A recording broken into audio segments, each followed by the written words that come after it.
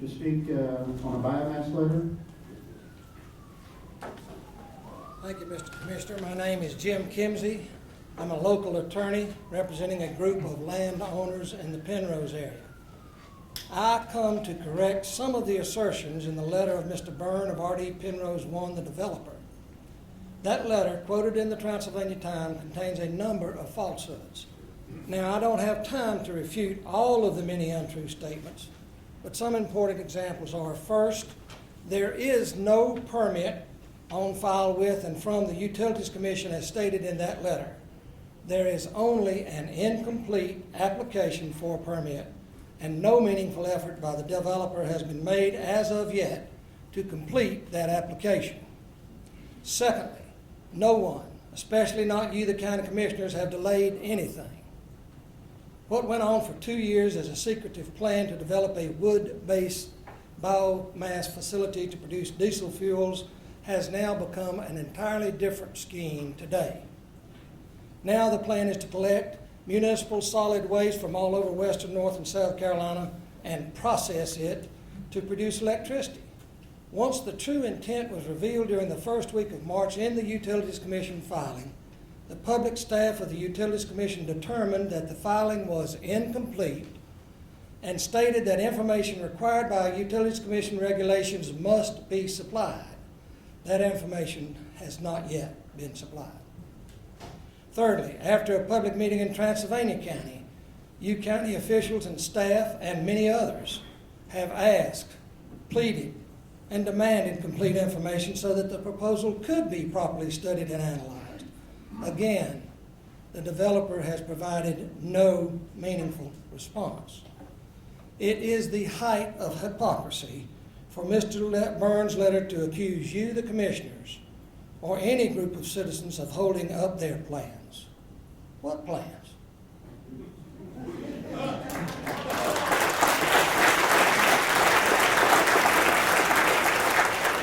The developer alone bears the burden of supplying required information to enable study and analysis.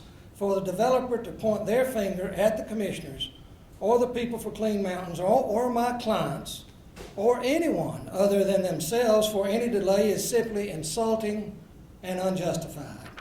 My clients support moratorium proposal number 2. It gives you time to analyze what in the world the developer proposes, if the developer ever supplies the necessary information to be studied and analyzed. We urge you to pass moratorium number 2, to not only assure that you have the time and information to study, but also to determine that whatever the developers come up with is economically sound. Everyone wants the citizen taxpayers of Transylvania County not to contribute to despoiling our environment. And you also want to ensure that we are not stuck with the cost of cleanup of a failed bondoodle by developers. Thank you very much.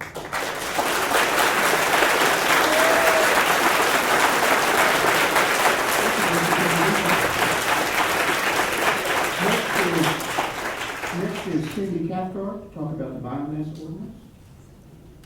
Hi, I'm Cindy Cathcart. I live in Penrose. Thank you for the energy that you've put into researching the proposed biomass facility and the time you have spent on the moratorium ordinance. And thank you for your service to our county. Any biomass business may have a serious negative impact on public health. Therefore, as you consider the moratorium this evening, I hope you consider these questions. How important is community support to this business? How important is the long-term financial stability of this business? And how important is it for the business to understand us as a county? On April 11th, the public meeting at the library, Dennis Smith asked Matthew Ross, who represents R.D. Penrose, how important public support and a welcoming community are to his business. Mr. Ross responded, quote, probably medium importance, end quote. On May 27th, at a meeting in Little River, an exchange occurred between Teresa Weber and Ken Allison of R.D. Penrose regarding the federal and state tax credits, which are set to expire at the end of this year. Ms. Weber asked Mr. Allison what will happen to this project if those tax credits are not renewed for 2014. Mr. Allison stated, quote, "If the tax credits do not get renewed, the business model does not work," end quote. On July 18th, Peter Byrne of RD Penrose sent you a letter which made it clear he doesn't know us. To label the nearly 3,000 people of this county who signed the petition asking you for the moratorium as a fringe opposition funded by mostly wealthy landowners is laughable.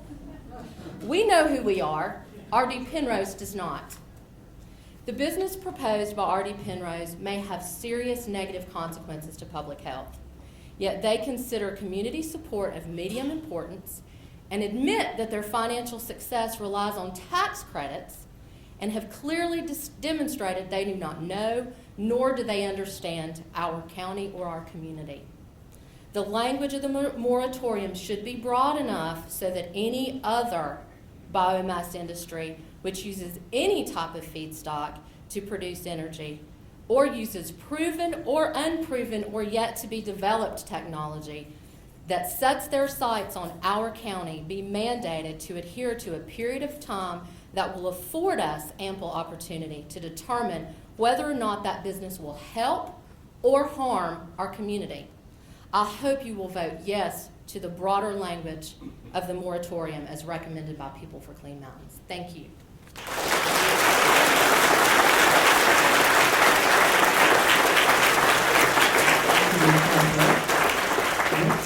Next is Dave Bradford to talk about economic development / biomass.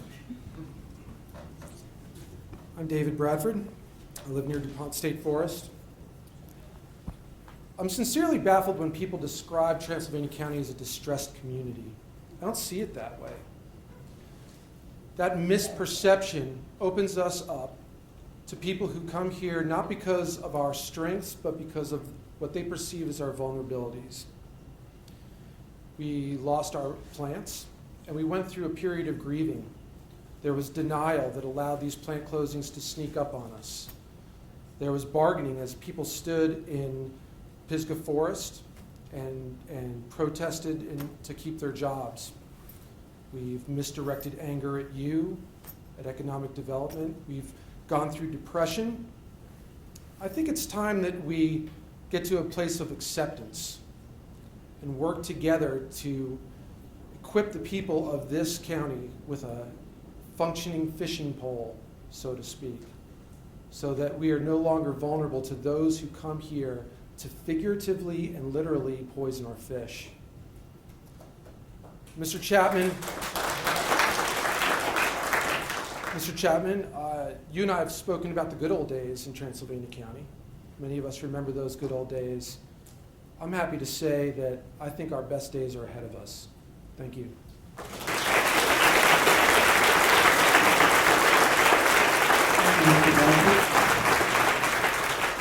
Next is Susan Evans to talk about Economic Development Task Force.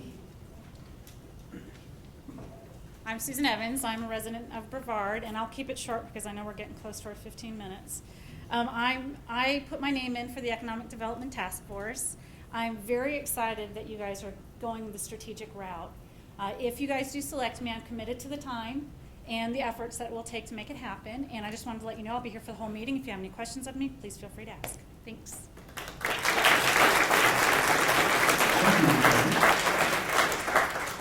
Next is Parker Platt, talk about biomass.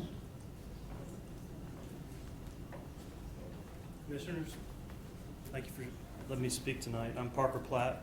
I live in Penrose. I'm a close neighbor to the proposed biomass plant. We're all neighbors to the proposed biomass plant. I think it's really fitting that tonight you're addressing economic development and this biomass moratorium. My position on this has been complex, and I'm very aware of not wanting to be a NIMBY.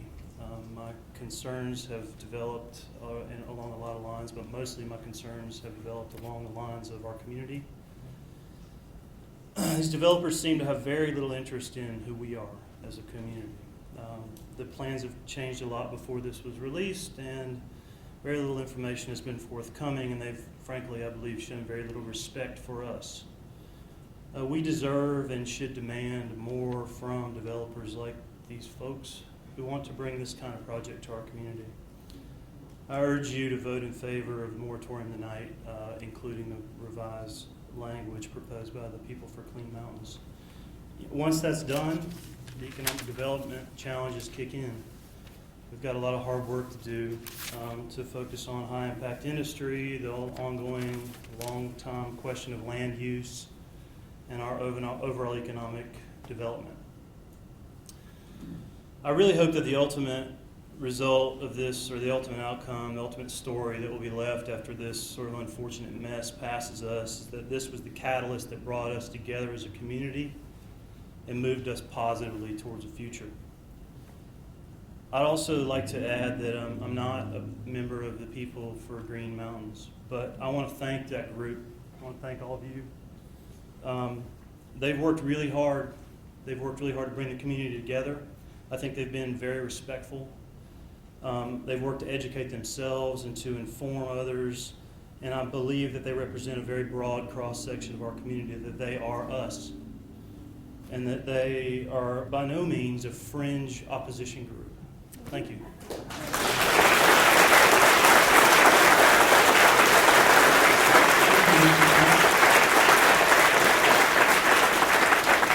Next is Michael Brown to talk about the biomass facility. Mr. Commissioner, in the interest of brevity, I will yield my time since others have spoken so eloquently. I do urge you to vote yes on the moratorium for the biomass facility.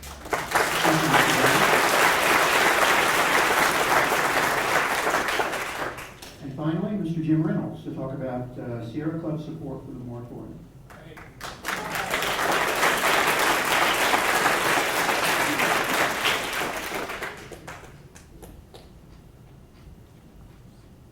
Commissioners, thank you for allowing me to speak tonight. I just want to briefly say that when this whole issue came up, the Sierra Club decided we're going to go slowly. We're going to look at this very carefully and come to a decision. After looking at it for a number of weeks, we came out with tacit support for the fringe group, People for Clean Mountains. I just want to say tonight the Sierra Club is going to throw its full weight with People for Clean Mountains, and this is, I'm speaking for the Pisgah group of the North Carolina chapter. If we need to go to the North Carolina chapter, they've been well appraised about what has been going on here, and we have full support. So thank you.